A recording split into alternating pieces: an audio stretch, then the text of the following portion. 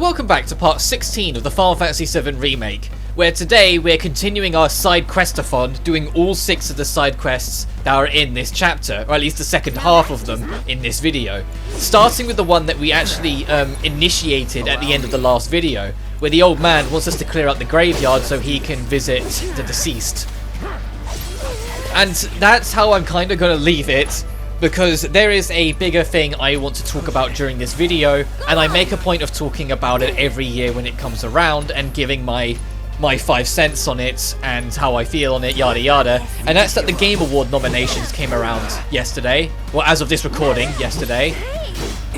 And as the last couple years, I want to talk about them. I want to discuss what ones I agreed with, what ones I disagreed with, what I voted for, what ones I sat there and went, why wasn't this game on this list? And just kind of talk about it. And because it's only side quests in this video, I thought what better opportunity, since, you know, this is unlike the past couple years where both of them I happened to be in the pain area in a death and request game when it happened. That's not happening this year, so I've got to find my time to talk about it somehow, so here we go. I'll start from the very bottom and work my way up, so I'm going to start with all the esports stuff. I'm going to be blunt, and I say this every year, I don't really watch esports. The only 2 events I paid any attention to this year were EVO and the Red Lynx Kumata. The former because I always watch EVO, and the latter because I initially only went in looking forward to seeing what the next character for Guilty Gear was going to be, but then ended up just happening to get into the tournament and really enjoy watching it because some of the plays in the Guilty Gear tournament at the Red Lynx Kumata was phenomenal. It was genuinely some of the craziest shit I'd ever seen out of Strive. None of them are on this list though. It's the 2021 League of Legends World Championship, the Internationals, the PGL Major Stockholm, the PUBG Mobile Global, and the Valorant Champions Tour. I don't know any of these tournaments. I didn't watch any of them, so I fired up a random number generator, got 3, so PGL Major Stockholm got my vote. Same with coaches. I don't know any of these people. I don't know Silent, BLD3, Crowder, or Chroma. Crowder, I just thought, hey, he looks like someone alright. Sure, I'll vote for him. Why not? Esports team. I don't like FaZe. I find FaZe to be an extremely annoying group of people, and I have done for like a decade. So I was never going to vote for Atlanta FaZe. The DWGKIA, I don't watch League of Legends. I have no interest in that style of game, so it went for me. Nasus Vincere, I actually did recognize the name. I haven't watched it, but I recognized the name, so I was like, oh, okay, they're still around. Team Spirit for Dota, and Sentinels for Valorant. I kind of want Valorant to get more attention, so for the sake of that, I voted for the Sentinels. Esports athlete, talking about the Red Lynx Kumata, Gobo should have been on this fucking list, or Gobuo. Because that man was a fucking psycho, but he knew how to play up a crowd in his own way. Like, channeling the entire competition with Zato 1, and in the finale, like when he got to the grand final, just swapping the Gold Lewis Dickinson, fucking everything up, and then leaving without just going, and this behemoth typhoon. That dude was a legend, but he's not on this list. I don't know any of these names. I don't know Simp, Showmaker, Collapse, Simple, or Tens. So I just voted at random and I gave it to Collapse. Esports game. I was like, wow, no fighting game on here. Okay. Call of Duty, Counter-Strike, Dota 2, League of Legends, and Valorant. Because I gave 1 vote already to Valorant, I decided to mix it up and give that to Counter-Strike. Most anticipated game, the award that I think is always the most pointless fucking thing in the world, especially this year because SpongeBob SquarePants The Cosmic Shake's not on the list. But in all seriousness, it was Elden Ring, God of War Ragnarok, Horizon Forbidden West, Breath of the Wild 2, and Starfield. Breath of the Wild 2, we don't even have a fucking title for it. We have no assurance it's coming out next year. It's just, Breath of the Wild 2, So I was like, no. Starfield, I have 0 faith in Bethesda, and you've been with this channel for a while, you know I don't really have any favours to give Bethesda. I don't care for them. God of War Ragnarok, I didn't like God of War 2018. I know I'm kind of like in the minority when I say that, but I genuinely did not like it. I really found it very restrictive in what it was trying to do, and the things it did right weren't enough to want to keep me around, because some of the things I felt like it did wrong were just too significant. And Horizon Forbidden West I can't talk for because I haven't played the original. Although I'd like to. I want to give it a go at some point. I just never got around to it. So by default, it becomes Elden Ring that I voted for because I am a huge From Software fan. And so I'm going to be picking up Elden Ring when it comes out. So I was like, yeah, sure. Best Debut Indie. This one is an interesting one for me because I don't recognize half of these games. The Artful Escape's going to show up more than once and I've never heard of it. But The Artful Escape is on here. The Forgotten City, which I have heard of. Kenna Bridge of Spirits, which I heard decent things, but I never had any interest. Sable, which I also never heard of. And Valheim, that I've seen a lot of people play. And from what I can tell, it's one of those things that's more fun when you're playing it than it is to watch. Because I don't really see what the click is. But everyone playing it seems to love it. So I'm just going to go, sure, dude, I'm sure it's fine. It's just one of those, sort of like Terraria, where it's not the easiest to watch, but it's really fun to play. I gave it to The Forgotten City because it was the only one that I kind of really recognised. I mean, oh yeah, that one. Content Creator of the Year is a fucking joke. Even ignoring the fact that Dream, you know, the person who went through so much controversy this year, from like cheating a speed run to just lying about a bunch of things to insulting anyone that dared question him despite having hard evidence that he was full of shit and all the other stuff. Like, the fact that he's on that list is hilariously misguided. And I don't recognise anyone else here. And if you've been in the YouTube or Twitch space, I can guarantee you can think of someone who was more deserving of the award than any of these names here. Or someone who has contributed more, or did more things, or got more involved in the audience, or did more things for charity, that did more than this. So this is so fucking pointless to me when I look at this, and I'm like, I don't recognise any of these people except the person who shouldn't be there. So I gave it to the only woman, just because I thought, you know what, they probably only chucked her in to tick a box, and not because, you know, they were actually going to watch her content and be nice, because that's unfortunately how the industry still works to this day. It's still very oppressive in that regard. So I was like, for the sake of, no, let the woman win it, let the woman win it, you know? Best multiplayer. This one my hands were tied on because I only played one of the 6 entries on this list. It was Back 4 Blood, Knockout City, It Takes Two, Monster Hunter Rise, New World, and Valheim. As much as my inner Capcom fan wanted to give it to Monster Hunter Rise, I've never played it. I don't have a Switch, so I haven't played it, so I can't speak for it, unfortunately. So I didn't want to include it and, you know, just let my bias speak for itself when in my opinion, I haven't played it to know it's deserved. I hadn't heard of New World. Obviously, I've talked about Valheim. It Takes Two, I really want to play. Problem is finding someone else who will play it. I don't... If you've been on this channel for a while, I kind of stick it to a one-man army. I haven't got anyone else to play it with yet. Knockout City, I've got it. I own the game. I just haven't fired it up yet. I've been doing other things or playing other games. I just have yet to actually get around to firing it up and justify playing it. And Back 4 Blood, I played the beta for it, and although I liked it, I did have problems. But my hands, I felt, were tied to an extent with this one, so I eventually voted for Back 4 Blood because it's the only one I've actually played. There are going to be other awards later on in this that I break that rule. But there's reasons why, because it's usually like the only one I've played I straight up thought was shit, or just didn't really like or think highly of, so I felt like, no, I can't in any good conscience give it to it. But Back 4 Blood was okay enough that I think it gets the pass. Best sports/racing game. FIFA 2022 being there is an hilarious joke that keeps on getting funnier every fucking year. But F1 2021, I never played. I've never really been an F1 kind of person. Forza Horizon 5, on the other hand, I have heard phenomenal things about that game. Everyone keeps on telling me how really good it is and how it's like a star app on the Xbox right now, to such an extent I'm actually debating trying to see if I can get it at some point.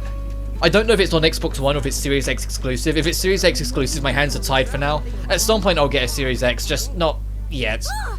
I've got my Xbox One. If it's on Xbox though, I'll get it on that. Hot Wheels Unleashed, I've not seen anything on. I heard of it, and I heard people liked it, but I genuinely didn't see anything of it. I didn't look into it, so I can't really talk for it. Riders Republic, I played the free week, and I actually had a blast. Not enough to buy it, but I enjoyed it. I enjoyed what I played of it, so I gave it to Riders Republic, because it's the only, once again, the only one I played, and it wasn't bad. Best Sim Strategy, I'm not... This is the wrong person to ask. I don't know any of that stuff. It's like, I recognize Age of Empires by name. I recognize Evil Genius 2 because of a trailer. Never heard of Humankind. Never heard of Inscription. And of course, I know what Microsoft Flight Simulator is. I gave it to Microsoft Flight Simulator because why not? Because I said I don't recognize or know properly anything else from it, so I just had to throw it in like a dart in the dark. So I mean, I put it on the only one I recognize. Best Family, I thought was actually a pretty good selection. I know I'm kind of bitter a lot of the time, but I genuinely thought this was a nice selection. It Takes Two, Mario Party Superstars, New Pokemon Snap, Super Mario 3D World and Bowser's Fury, and WarioWare Get It Together. With the sole exception, in my opinion, of Mario 3D World and Bowser's Fury, I think every single game here, if it got Best Family Award, would be well deserved. And the only reason I'm like a little bit with 3D World is because it's a re-release with a little extra, and that little extra isn't even proper co-op to have it. Like, the extra's nice, don't get me wrong, the extra's really fun. It's just it's not proper co-op, and it's like if you're making the award for family stuff, a re-release of an old game that has a new mode that isn't co-op friendly or as co-op friendly. No, I'd rather literally anything else give it. I put my vote on Mario Party Superstars because I really want that game to get DLC. Best Fighting, another one that I thought was actually a really perfect selection. I'd genuinely be happy if any of them won the award. Whether it's Demon Slayer, which is the only one of the lot I haven't played, Guilty Gear Strive, Melty Blood Type Lumina, Nickelodeon All-Star Brawl, or Virtua Fighter 5 Ultimate Showdown. Literally any of these I would be happy with. Guilty Gear Strive was a phenomenally fun, high-energy fighting game, even though it's lacking a few mechanics I'm sure will get touched upon as later goes on, but I'm still excited to see HDLC that comes on, and its soundtrack, which we'll get to more later, is phenomenal. It's one of the best fighting game soundtracks I've ever heard.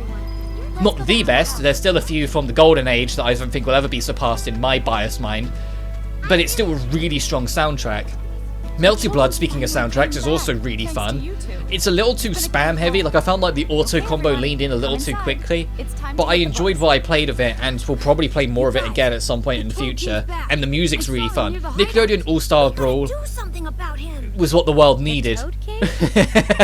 That game is really, really fun. The music's kind of rough, and I really hope they get an update later on that include the voices from the shows, but it's really fun. And Virtua Fighter 5 is a bit of a special case because if it gets Game of the Year award, I feel like it would guarantee the future of the series. Because although I don't think it was ever said out loud, it was always kind of felt that if Virtua Fighter 5 Ultimate Showdown didn't do well, the series would just go into dormant again. But if it does do well, hopefully they'll chase it and make a genuine Virtua Fighter 6, which I would love to see. I'd love to see a new Virtua Fighter game and how they would work things, how they would do, what they would add, etc, etc. So then, genuinely, any of these I'd be happy with. I personally voted for Guilty Gear Strive because of how much that game kind of reinvigorated my love for fighting games, because I kind of teetered off. Because I really enjoyed Central Fiction, but every fighting game I played after that I just didn't really click with, and eventually I just kind of switched off, and Strive was just kind of the fine, I'll give it a go, and I ended up loving it. Best role-playing. Cyberpunk shouldn't be on there. I'm sorry. It really should not be on there. Firstly, it came out last year, and secondly, it's still extremely poor in quality in a lot of ways, and still very buggy and ridiculed with problems that they're only just starting to get around to fix. And even in the presentations of the we fix stuff, things are still clearly broken. Why is it getting an award? Oh, I'll tell you why. Advertisement. It shouldn't be on that list. It's not the best anything, not let alone role-playing. Monster Hunter Rise, I can see the argument for, even though I've never played it. Scarlet Nexus, I heard amazing things for it when the week it came out, but then people stopped talking about it afterwards, so I hope that's not a bad sign, but I hope it was actually really good. Here's the problem. I am a gargantuan Shin Megami Tensei fan. The reason why I covered Nocturne is because I want to introduce more people to SMT. SMT 5's on here, but I can't in good conscience vote for it, because firstly it's only been out a couple days, and secondly I don't have a Switch to play it. I'm waiting on the loose hope that with Atlus's more recent track record, it will get ported to other platforms later on, and then I can own it. Maybe next year I'll be like, oh yeah, now I actually got to play SMT5, yeah sure. But as it stands, no. Especially when Tales of Arise, a game that I genuinely, wholeheartedly believe is the best game on PS5 right now, is also on this list. Of course I voted for Tales of Arise. Of fucking course I voted for Tales of Arise. Like I said, I think, in my personal opinion, I know everyone likes different things, so it's entirely just how I think and what I think, but in my personal opinion, it is the best game on next gen right now. I had a fucking blast with Tales of Arise and I love it to death. Moving on, Best Action Adventure, Marvel Guardians of the Galaxy, Metroid Dread, Psychonauts 2, Ratchet & Clank Rift Apart, and Resident Evil Village. The only one I hadn't seen any footage on and just had zero interest was Ratchet & Clank Rift Apart, because I drifted from that series a very long time ago. The last one I enjoyed was on the PS2, for goodness sake. I've just not been in the series at all, or in the zeitgeist for it. I just have zero care or interest for it. People like it, and I hear the series is still really good, so I'm like, yeah, good for you. I just don't care. So the rest of these are open season, really. I really enjoyed Psychonauts 2. Not as, I don't know if I'd say as much as the original, but I still really liked it. Resident Evil Village was a hit, and everyone loved it. Marvel Guardians of the Galaxy, no one expected to be good, and then it was bloody brilliant. And it's one of those things that's like, once I get a bit of free space, I absolutely will be going through that game. Probably not as a Let's Play, because I don't want to have to deal with all like the copyright music stuff, and I feel like it harms the experience. But at some point, I'll do a couple videos on it. I really had fun with that. And Metroid Dread, the grand return of 2D Metroid after 5 years, if you don't count the 2 remake. And I think, was it like 2003 was Zero Mission? So a very fucking long time if you count the 1 remake. And if you count Fusion, you know, actual Metroid 4, that was like 2001, I think. So, a very long time since Metroid 4 at the very least, and it's fucking phenomenal. It's your turn. It's genuinely an absolutely amazing game. So I don't own a Switch, so I can't just play it in my free time, but I have close friends that have let me, and I'm like, I need this game. I need if I ever get a Switch, I'd only be getting it for Dread, and I'm not kidding, it's that good. Best Action Game. Back 4 Blood, Chivalry 2, Deathloop, Far Cry 6, Returnal. I completely forgot that Chivalry 2 came out this year. I heard it was okay, but not any interest. I'm so done in with Far Cry that I don't think he'll ever get my attention again, so I'm not going to give it to that. Back 4 Blood, as I said before, was just okay. It's the only reason I gave it the award before was because it was the only thing I recognised. And Deathloop, I genuinely think is not fun. And this is even coming from someone, like, I know I'm someone who, like, only thought the Dishonored games were okay. Like, I wasn't into them as much as other people were. But I genuinely found Deathloop to just be boring as fuck. I did not like it at all. Yep. Like, the gimmick was kind of cool, but the way they went about it and the way they handled it just wasn't interesting to me. And the way you handled your abilities and what they gave you just didn't give enough. So I genuinely don't feel like it deserves anything. Returnal's on here, though. Returnal gets it. As much as I find getting the Platinum Trophy for that game kind of annoying, the actual game itself is phenomenal. It's an amazing story experience. The game and level design is really on point. The sound design is phenomenal. It's a really top tier game that deserves all the love and praise it got. VR and AR game. I don't own any VR device because I mentioned in a previous video I get headaches. The only time I ever used VR I got a really bad migraine afterwards, so I just don't touch it. I have zero interest. But there's Hitman 3, I Expect You to Die 2, Lone Echo 2, Sniper Elite VR, and Resident Evil 4.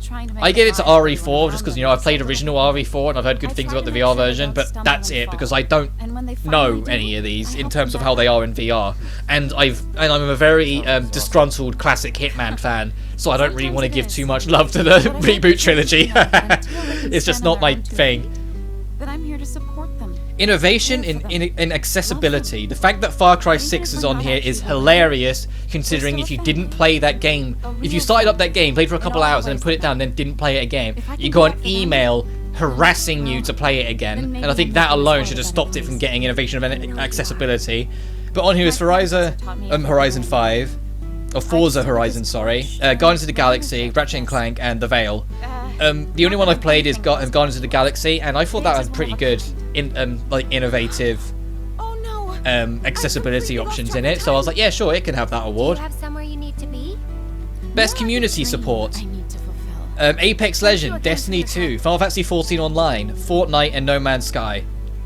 No Man's Sky should have got the award last year, but this year I think it was a bit of a slower year, and I'm just...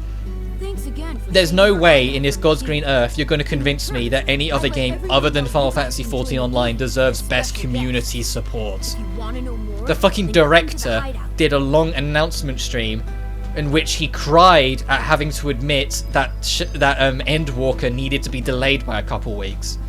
Because he didn't like the fact that he was disappointing people that had to wait a couple extra weeks, and was so heartfelt that he didn't get to give people the content at the planned time. Because the man loves what he's working on so much and wants to share it with the world. anytime Final Fantasy 14 shows up, I'm going to tell you right now, it deserves the fucking award. Because it's made by passion. By people who love what they're doing and want to give the best to their community. Not business heads. Like, the Final Fantasy 14 lead development team talk to their audience and cry for them. Your favorite fucking community game probably doesn't even fucking talk to you. You know? Like, 14 is such a special case, and it deserves that love. It deserves all the awards it can get, and I genuinely believe that. Even putting my Final Fantasy bias to one side, it genuinely deserves all that love. Best mobile game: Fantasian, Genshin Impact, League of Legends, Wild Rift, Marvel Future Revolution, and Pokemon Unite. I really want to give it to Fantasian. I really, really do, but I haven't played it. I really want to because it's supporting the original director and it's supporting the original composer, and everything I've seen on it looks amazing, but I am a Genshin fan through and through, and I feel it deserves more love than it gets, because it feels like Genshin gets a lot of hate out of nowhere nowadays, despite the fact it's still really fucking good. A lot of its problems stem from the business side of things, not the game itself. The game itself I still think really holds up and is really fun. I still sign in every day for a reason, so Genshin got it for me. I've never been a League of Legends person. I've heard Arcane's alright, the show, but I'm still haven't heard of Future Revolution, and I have seen footage of Pokemon Unite and it looked pretty fun, but once again, I'm not into those kind of games, so it wasn't going to get it for me. Best Indie. Death's Door got it, because I don't know why 12 Minutes is on here, because I found that game kind of boring.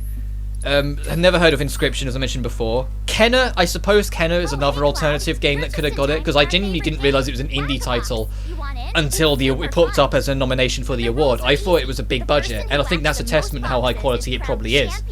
That I've made that assumption, and Loop Hero. So I personally gave it to Death's Door because I really loved that game and really enjoyed what I spent on it. But I think Kenna, if that got it as well, I wouldn't be disappointed for even a second, because that's another thing that I felt more than earned it. I'm going to shift topic for a second to talk about what's actually going on here. The Whack-a-Box minigame, the ultimate trick for it is bring Deadly Dodge and go back to this sword. Don't equip the bats. I know we picked up the bats, and the bat comes with Disorder, which I need to talk about at some point.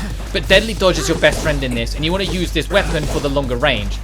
There's a harder version that comes available later on, but will have a different weapon that becomes available to you instead. Alternatively, or additionally, sorry, to be more accurate, the only physical abilities you can use is Cloud's default, which is Braver, and whatever one is tied to the weapon. So in this instance, it's only Triple Slash. If you've got the Buster Sword on, it will only be Focus Thrust. If you've got the Bat, it will be Disorder. The way Disorder works is that it's a heavy hitting attack that automatically alternates Cloud to the other playstyle. So it will automatically put him into Punisher, or automatically put him into Operator when you use it. It's really not worth using, in my opinion. I'd never use it, and I really don't like the Bat either, because the Bat is the joke weapon of the game. It lowers your stats to far less than any other weapon, and its Punisher move is only one hit. It's a home run swing. So it's just, no, it's just really bad in my opinion. It's just not a good weapon. You're only doing it for completion to get all the weapon skills, which is what I use it for. Back to this though, since we're going to absolutely rinse this challenge because of how powerful Deadly Dodge really is by spamming it. Best ongoing, we have Apex Legends, Final Fantasy 14, Fortnite, Genshin, and Call of Duty Warzone. I gave it to Final Fantasy 14 for the same reason I listed earlier. The level of community feedback, the amount of love it gets, the level of content it gets, and the fact that the developers absolutely love the game and want people to be happy at all costs. It deserves it. No matter how much of a diehard Genshin fan I've become, doesn't change facts. It deserves it. Games for Impact: Before Your Eyes, Boyfriend Dungeon, Shikori: A Colourful Tale, Life is Strange, and No Longer Home. I don't like the Life is Strange series. I know that might be a bit of a hot take for some, but I find it, the way it tries to talk about mental health, I feel like sometimes it gets it right. The original Life is Strange I will defend, and I think did actually master, or at least get right enough, a lot of its mental health topics, but everything that's come afterwards feels very arrogant in a lot of ways. It's like, oh yes, we absolutely know everything we're talking about with this mental health, trust us. And it's like, no you don't. There's someone who's gone through some of those things. No, you fucking don't. And so I've just completely switched off from the series, and I haven't even looked at True Colors, so I can't include it. Never heard of No Longer Home, never heard of Before Your Eyes, never heard of Shiori: A Colourful Tale. I have fucking heard of Boyfriend Dungeon though, so there you go, it got the award. Best performance. I like this one. I genuinely do. Even though 2 Deathloop actors are in here, which I think was a bit unfair and they should have had a bit more diversity, I think pretty much anyone here could get the award and I wouldn't mind. It was the same like last year where like even though I don't like Last of Us 2 and I found it embarrassing that it even was in the same zeitgeist as some of the other games that came out last year, I was more than okay with the idea of one of the actors or actresses involved with it getting the award, because they're just actors and actresses at the end of the day. They're getting paid to do a job. They have nothing to do with the mechanics, systems and problems surrounding the game. They are actors, and actors deserve credit, because lo and behold, they really don't a lot of the time. But out of the lot, it was Erica Mori as Alex Shen from Life is Strange, Giancarlo Esposito. I really apologise if I butcher names. I have never been an expert on these names, and because I don't watch TV shows and films, some of these actors actually come from TV shows and films. I feel even worse because I know I'm going to be butchering their name even further. But as Anton Castillo from Far Cry 6, Jason Kelly as Colt from Deathloop, That rag? Ozomia Akagia, I'm really sorry if I butchered your name, as Juliana from Deathloop, and Maggie Robertson as Lamy Dimitrescu from Resident Evil Village. I gave it to Maggie Robertson. And no, not for the reasons you think, I genuinely think she was a very convincing performance, and literally everyone under the sun on the first trailer we heard her speak went, oh, it's the perfect voice for the character. Everyone said that, like, come on, she deserved it for that alone. Best audio design. This isn't best soundtrack, this is best audio design. This is how the sound effects work in your ears, how gun effects work, how the environment sounds when you walk through it, that kind of thing. It's Deathloop, Forza Horizon 5, Ratchet & Clank, Resident Evil Village, and Returnal. I absolutely gave it to Returnal. Play that whenever you guys get a PS5, because I know most of you don't. Get Returnal, put headphones on, and just listen as you play through it. The sound design in that game took my breath away. It genuinely caught me by surprise at how amazing it is. It's such a wonderful audio design for that game. It deserves so much credit. Best score and music. I'm going to start off right at the bat and say, why in God's green earth was Guilty Gear Strive not on this fucking list? Its soundtrack is a fucking song album. A made for that game, not borrowed from other media, fucking album. With amazing songs, most of them ranging from 3 to 5 minutes long. The game launched with 17 songs, for goodness sake. Actually 18, because I forgot that there's 2 credit songs, and has had 2, soon to be 3 DLC songs since. Every single track is fucking good in its own right, and a really high effort, and the lyrics make sense for the character and bounce off what they do. Why in God's green earth was Guilty Gear Strive not on this list? What is on this list though is Artful Escape, once again, never heard of it before this, so Cyberpunk 2077, are you kidding me? Deathloop, Marvel Guardians of the Galaxy. The orchestral beats are actually quite nice, not groundbreaking, but they're quite nice. And Near Replicant. Near Replicant's the only one on here that I'd even remotely consider, because all the rest I either don't care for, don't think deserve any love, or I've never heard of. And so I just, no, it was Near Replicant through and through. Near Replicant's soundtrack is really, really invigorating and controlling and inspirational in what it can do and how it can pull you in and get you in the scene and yet make you fucking cry. Everything else here, like Guardians of the Galaxy, it has a movie score, and I don't find movie scores interesting for the most part. It's alright, it's definitely better than a lot of like big AAA release soundtracks, but it's still not breaking any boundaries. And the other 3 I just don't care for, or also the exception of Artful Escape, where I genuinely never heard of it, can't in any right mind give it to. Best art direction. Part of me feels like Strive should have been on this as well, but I'm not going to lose sleep over it, unlike the music one. Artful Escape, Deathloop, Kena Bridge of Spirits, Psychonauts 2, and Ratchet & Clank Rift Apart. Psychonauts 2, I gave it to that because of that the Jack Black level, where it's just the sense deprivation and how they reintroduce each sense as you go through the level. That level alone secured art direction for me, because it's such a well-crafted level and set piece and structure of the whole thing. But the entire game is really well designed, and so I feel like, yeah, it earns it. But I don't, once again, as I said, because I've never seen Artful Escape, it's literally in the fucking title, so maybe Artful Escape should get it, but we'll see. Best narrative, Deathloop. It Takes Two, Life is Strange, Guardians of the Galaxy, and Psychonauts 2.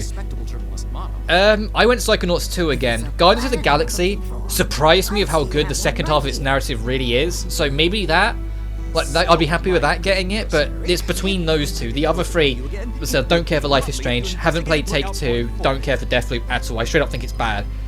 So it was going to be between those two. Best game direction, Deathloop again.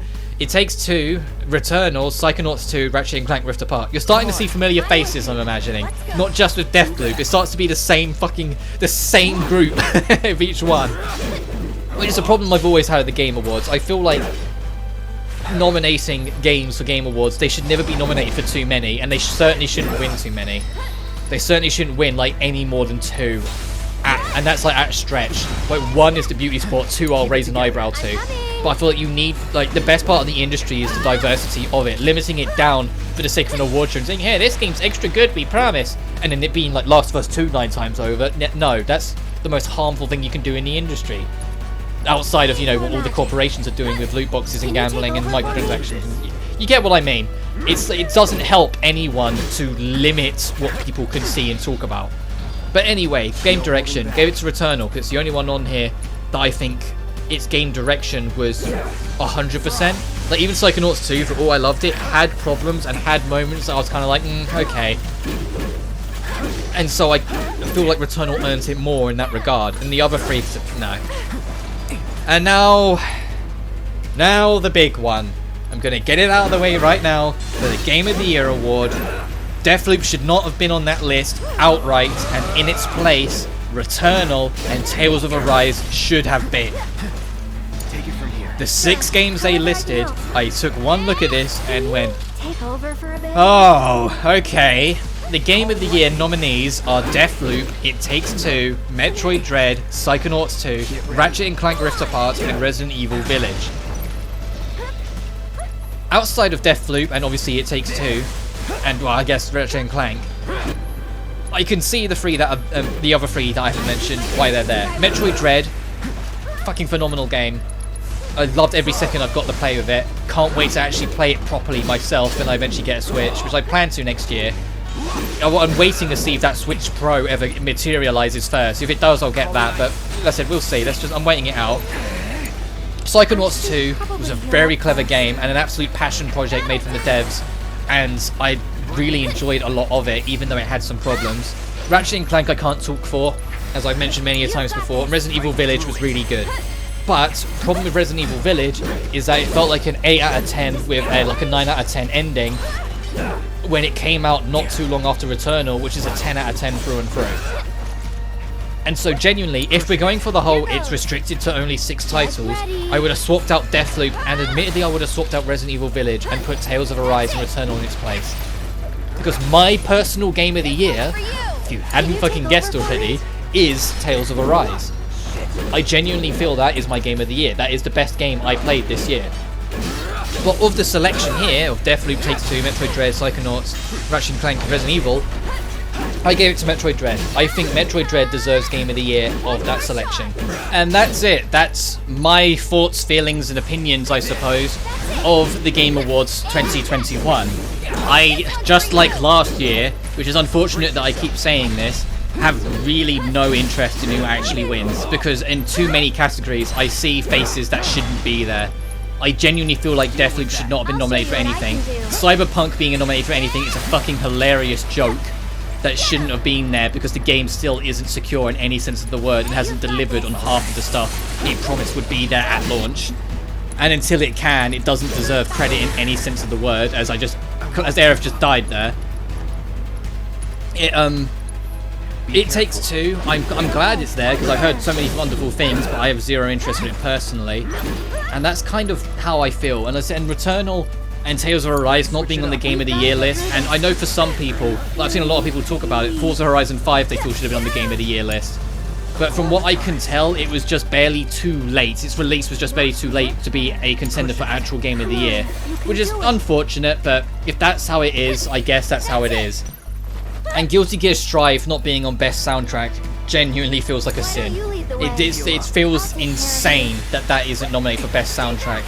when the amount of effort that went into it, the amount of detail that is in every single song, what the lyrics mean, how the lyrics give away little things from the characters, how they suit the ideas and combat and playstyle of the game, and aren't just, you know, music in the background. Like, they're invigorative of what's going on. They have the heart of what's going on. The fact that it's not even nominated is baffling. Like, if it was nominated and didn't win it, I'd be raising an eyebrow. But the fact that it wasn't even nominated to begin with, it's like, great, it's Devil May Cry 5 all over again, getting robbed from Game of the Year. It's like, oh great, we're in this fucking world again. It always feels like it happens, and every year, good old Jeff Keighley will be like, well, it's not me who decides what goes up, it's all like the businesses and the critics and all that stuff. And it's like, well, maybe you should catch on soon that making it so only the businesses choose this shit and the critics choose this shit is the worst fucking decision, because every single year people turn to you and say, where's this game? And it's not a one or two people who have a bias, no, it's the major majority saying, why isn't this game even on the nomination list of X award? Because at least for me, for as long as I've been paying attention, this is the 3rd year in a fucking row that this has happened, where games have been nominated and games end up in Game of the Year, and people have just gone in loud masses, where the hell is this game? Why isn't Devil May Cry in this list? Why isn't this game in that list? Why isn't Guilty Gear Strive in soundtrack? Why isn't Returnal in Game of the Year? And it's not one or two people, it's the major majority. And that should, you'd like to think, after 3 years, be a red flag for Jeff Keighley, that he needs to change things and change how it works and try and change how it works in the industry to make it more accurate to what it should be, an award show celebrating the best of the business. Because it's not right now, it's celebrating the most expensive of the business. It's why Deathloop's on there for so many awards, and it's why Cyberpunk's on there for so many awards, despite the fact neither game deserves any as it stands. Especially fucking Deathloop, my god. Actually, no, I say especially, there's no especially about it, both of them don't deserve it, and it's for way too many reasons to get into. But I'm going to wrap up that talk. There's enough to say here, and like I said, I've talked over pretty much the last of all the side quests in this part, because I knew it was the only opportunity I was going to get to really talk about it. This last side quest introduces an idea that's going to get touched upon again way later.